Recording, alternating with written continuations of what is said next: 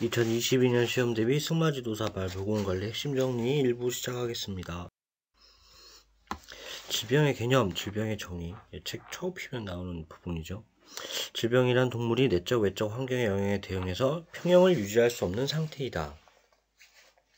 질병 발생의 3대 요인은 숙주, 병원체, 환경입니다. 숙주가 집단 이렇게 되고요.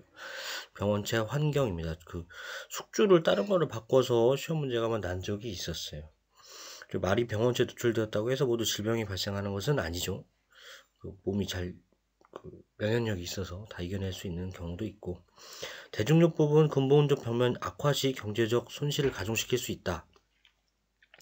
대중요법 같은 경우에 코로나 지금 치료하는 거죠. 코로나 병균을 죽이는 치료제는 없는데 그냥 열 나면은 열을 내리고, 목이 아프면 뭐 이렇게 기침가래약 처방하고 해서 일정 기간을 때우면 이제 몸이 면역력으로 이겨내는 그런 식의 치료법이 대중요법인데, 어쨌든 대중요법으로 하게 됐을 때 그 근본적인 게 해결이 안 돼서 오히려 나중에 이제 병이 더 악화되는 경우가 있겠죠. 어쨌든 말이 아프면 승마장 운영 입장에서는 경제 손실로 이어질 수 있기 때문에 그런 부분 살펴보시면 될 것 같아요. 건강한 말의 상태 확인입니다. 눈은 밝고 넓게 열려있고 귀는 잘 움직여야 되고요. 사료가 공급되면 말은 조금씩 자주 먹는 것을 좋아해야 되고요. 소변의 정상색은 옅은 노란색이고, 체온, 맥박, 호흡수는 휴식 중인 건강한 말에게서는 뚜렷한 변화가 없죠. 여기 체온, 맥박, 호흡수에 관해서 문제가 계속 나오는데 부분마다 좀 달라요. 크기 같을 수도 있지만 좀 다르게 나오는데, 어쨌든 그러니까 17쪽에 책 교재 17쪽에서는 심장박동수는 32에서 42회, 호흡수는 분당 8에서 12회, 정상 체온은 36도에서 38.5도 이렇게 나오고, 또 어떤 책에서는 휴식 시 성마의 정상 수치는 체온 38도, 맥박 40회, 맥박 분당 40회, 호흡은 분당 12회다 라고 나오기도 합니다. 어쨌든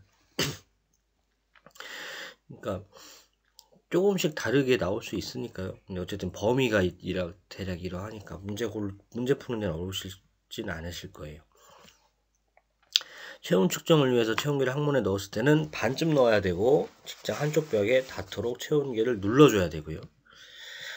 건강한 말의 잇몸은 점막이 핑크색을 띠고 모세혈관 재충전 시간이 2초 이내이다.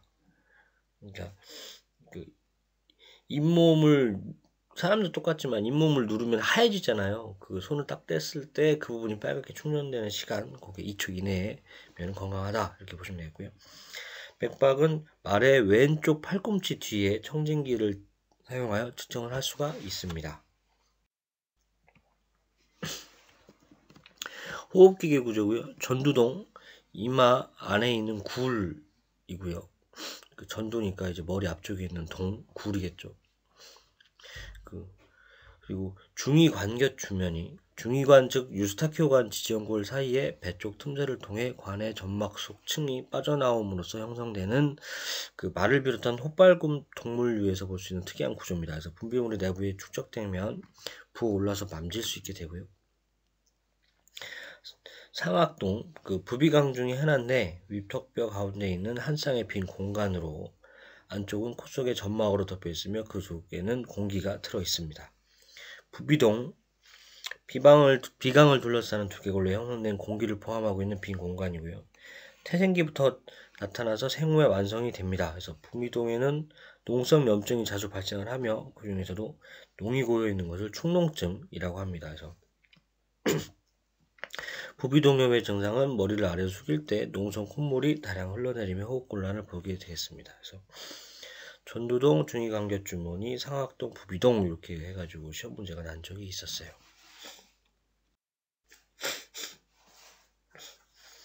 말의 정상적인 해부 생리입니다. 그래서 말의 척추는 경추 7개, 흉추 18개, 요추 6개, 천추 5개, 미추 15에서 22개 되고요.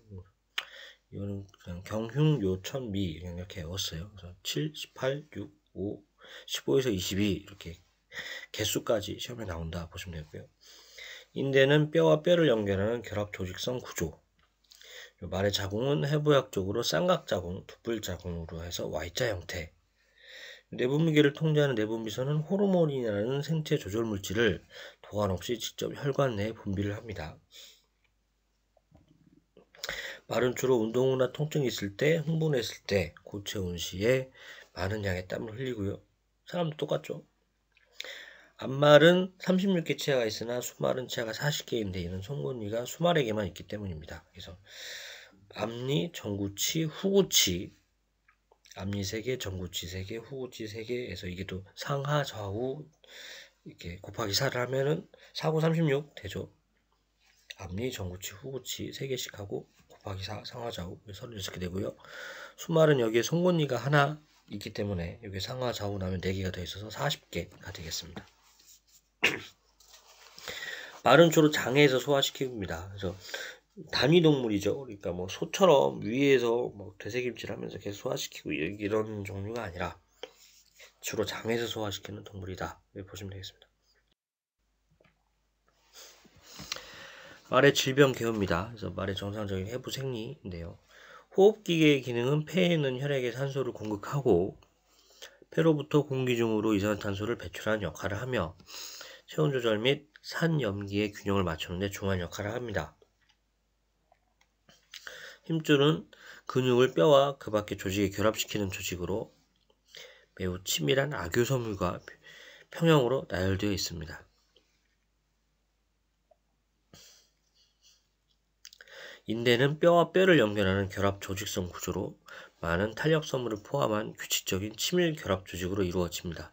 이 힘줄하고 인대를 바꿔서 이렇게 한번 시험에 났었죠.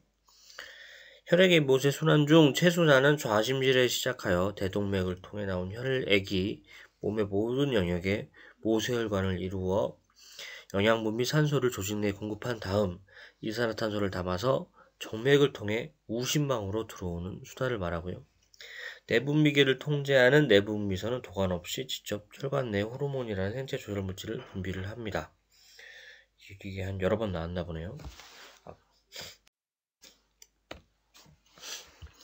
말의 신경계, 중추신경계는 뇌와 척수로 유지되어 있고요. 손에는 말의 균형을 유지하는 역할을 담당하고 있습니다. 중뇌와 뇌간의 손상 시 안면마비가 나타나고요. 척수가 손상을 받으면 허약, 뻣뻣함, 근육운동 실조, 사지마비 등을 나타내고요. 대뇌의 질병이 발생을 하면 발작, 경증 내지 중증의 침울, 행동의 이상 등을 나타내겠습니다.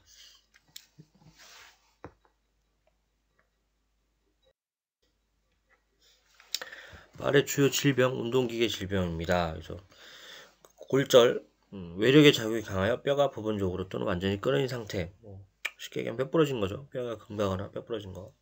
염좌, 관절의 정상 가동 범위를 넘은 외부 힘이 가해졌을 때 일어나는 외상.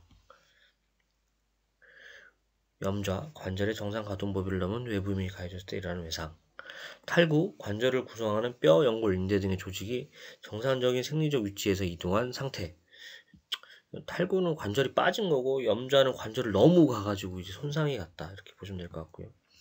좌상, 과도한 스트레칭으로 근섬유가 찢어지는 등의 근육 손상.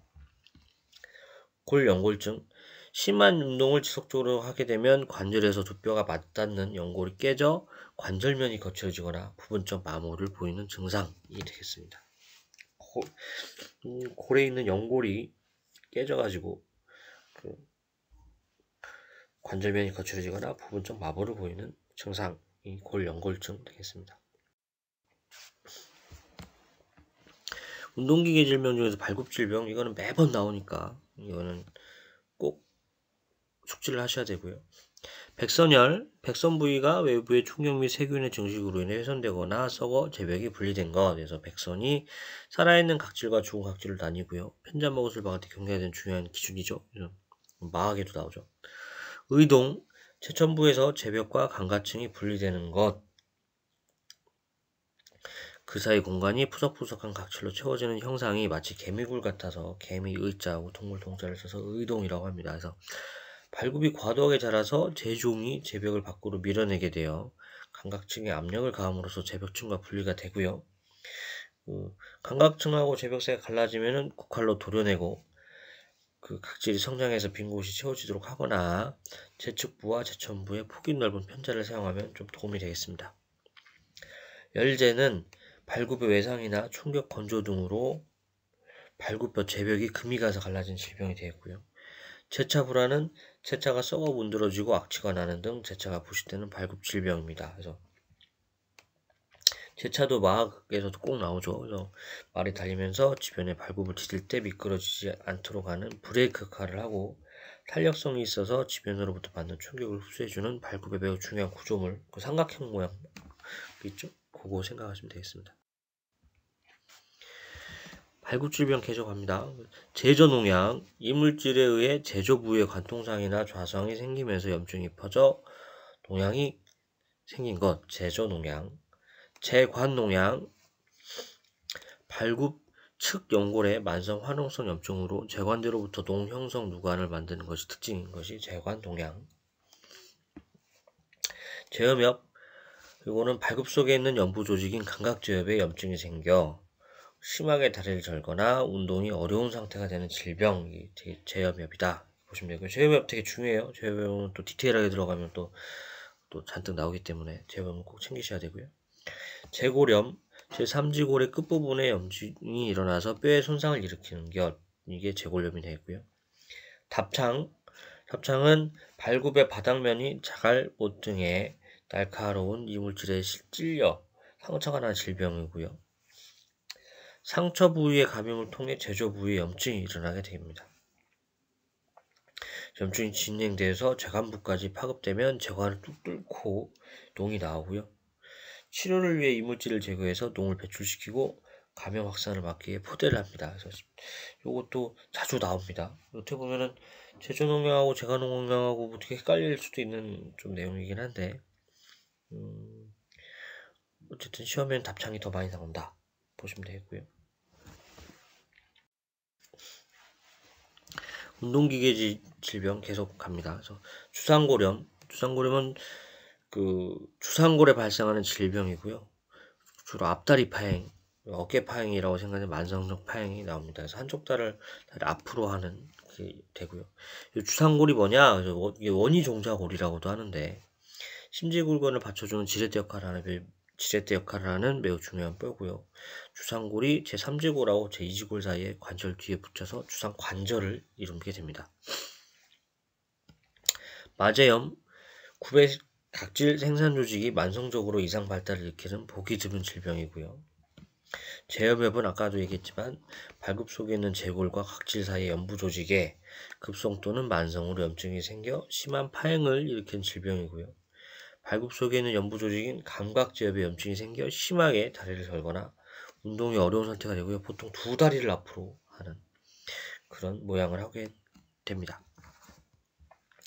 퇴행성 관절염은 사지의 어느 관절이나 생길 수 있고요. 특히 구절이 발생 빈도가 높습니다. 그래서 관절이 부어오르는 것이 특징이고요. 이미 염증이 진행되어 열감과 통증이 없을 수도 있어요. 그래서 관절낭은 딱딱하고 두꺼워져 있고 관절에 섬유 조직이 쌓여 있어 관절이 잘 구부러지지 않고요. 파행은 다양한 정도로 나타나는데 관절을 구부리고 있다 걷게 하면 파행이 증가를 하게 되겠습니다. 이제 열제 그리고 그 열제에 따른 편자 클립을 댄 모습이 되겠습니다. 보시면 앞다리 구조하고 주상골의 위치인데요. 보시면은 보시면 제3지골, 심지굴건, 그다음에 주상골, 요거는 가리고 문제를 낼 수가 있으니까 요거는 챙겨 보시고요.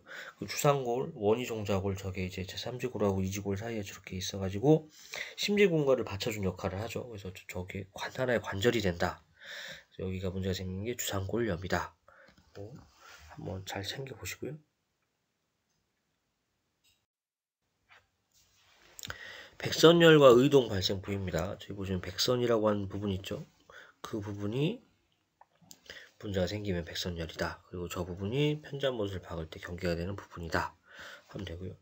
의동은 보시면은 저 밑에 부분 여기에서 발생을 하게 되겠습니다. 그리고 왼쪽이 제염엽 자세고요. 오른쪽이 주상관절염 자세입니다. 그래서 제염엽 자세는 두 다리를 앞으로 뻗고 약간 뒷다리도 약간 안쪽으로 들어와 있는 그런 느낌이죠. 그리고 주상관절염, 이게 주상골염이 주상관절염 같은 건데, 이거는 아픈 다리를 안 디들라고 이렇게 한쪽 다리를 앞으로 이렇게 뻗어가지고 무슨 발레리나가 발 이렇게 하듯이 이러고 있는 거, 이거 보시면 되겠습니다. 열제는 그 디테일하게 시험 문제가 나온 적이 있어서 좀 디테일하게 담아봤고요. 열제의 원인으로는 발굽불균형, 빈번한 장제, 제3지골의 변위 등이 있다. 그래서 제천 부위에 손상이 되는 것 같은 경우에는 곤충이 물 때 다리에 뭐가 보니까 이제 계속 발을 지면에 차겠죠. 이게 제천 부위에 손상이 되어 있고, 제관 부위, 그러니까 제천이 발굽의 맨 끝이고요. 그 제관 부위는 그림 보시면 알겠지만 이제 위쪽이 되어 있고요. 제관 그 부분이 이제 열제가 발생했을 때는 발굽끼리 부딪히거나 기타 외상이 발생을 하겠습니다. 갈라진 부분이 깊지 않으면 파행은 없는데, 그 발굽이 세로로 갈라진 경우에는 더 이상 진행되지 못하도록 홈을 파거나 철사 또는 본드로 고정을 하는 방법을 사용합니다.